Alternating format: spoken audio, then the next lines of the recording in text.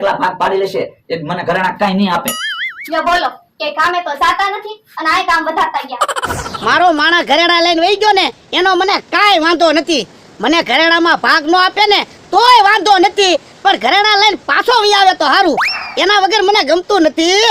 ભોળા દાદા, એ ભોળા દાદા, હું છું રમકા, કેમ ફફડાટી આવ્યો? આમ જો સાપામાં તમારા માણાનો ફોટો આવ્યો. હે, એનો સાપામાં ફોટો આવ્યો? હા, અને વાંચો તો ખરા હું લખ્યું ઈ. પણ એલા મને ક્યાં વાંચતા આવડે? તું જ વાંચ ને. એ હારું, 1500 રૂપિયાનો પગારદાર માણસ રાતો રાત કરોડપતિ બની ગયો. હે, હે, ભોળા દાદા નું થઈ ગયું. ભોળા દાદા, એ ભોળા દાદા, તમને શું થઈ ગયું? ભોળા દાદા, હે, ભોળા દાદા તો બેભાન થઈ ગયા. હું ભોળા દાદા, એ ભોળા દાદા, હું રમકા દેખાડો કરે. એ ભોળા દાદા બેભાન થઈ ગયા. હે, કેમ ભોળા દાદા બેભાન થઈ ગયા? એ વાત પછી કરું, પેલા ભોળા દાદા ભાનમાં લાવી. એ હારું, તું આ બાજુ વહી આય. હમણાં હું ભોળા દાદાના ભાનમાં લાવી દઉં. ભોળા દાદા, એ ભોળા દાદા, બોલો યો. ભોળા દાદા કઈ બોલતા નથી એટલે તો કહું છું બેભાન છે એમ. હમણાં જોને તો હું ભાનમાં લાવી દઉં. બોલો યો, ભોળા દાદાને ઉષા કરીને પસાડ્યા ને તોય ભાનમાં નો આવ્યા. હું તો પણ શું કરશું?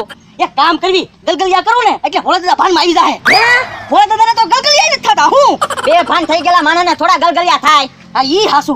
તો એક કામ કરવી, પાણી સાચું ને એટલે ભોળા દાદા ભાનમાં આવી જાય. હે, પાણી સાચું તોય ભોળા દાદા ભાનમાં નો આવ્યા. હું તો હાલો દવાખાને લઈ જાવી. એક છેલ્લી ટ્રાય કરવી, જો ભોળા દાદા ભાનમાં નો આવે ને તો પછી ગાંડા સાહેબને અહીંયા બોલાવી લેવી. એ હારું. હે, કેમ એટલી બધી વાસ આવી?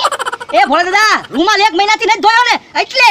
પણ મમરાભાઈ રૂમાલ તો ધોઈ નાખતા હોય, કેટલી વાસ આવી? હું બધા ભેગા થઈને ઉભા. એ ભોળા દાદા બેભાન થઈ ગયા તા ને એટલે. કેમ? એ સાપુ વાસો એટલે ખબર પડી જાહે. હે, સાપામાં તો ભોળા દાદાના માણાનો ફોટો. હું એટલે તું બેભાન થઈ ગયો તો. બોલો યો, મને તો એમ હતું તમે તમારા માણાનો ફોટો છાપામાં જોઈને રાજી થાઓ, ત્યાં તો બેભાન થઈ ગયા. બકુલભાઈ, બીજું હું લખ્યું ઈ તો વાસો.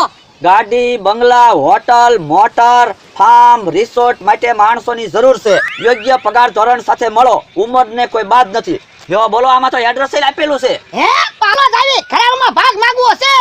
હવે એને ઘરેણા વેચીને તો પ્રોપર્ટી બનાવી લીધી. આ તો પણ પ્રોપર્ટીમાં ભાગ માંગશો. એમ થોડો ઈ આપણને પ્રોપર્ટીમાં ભાગ આપે.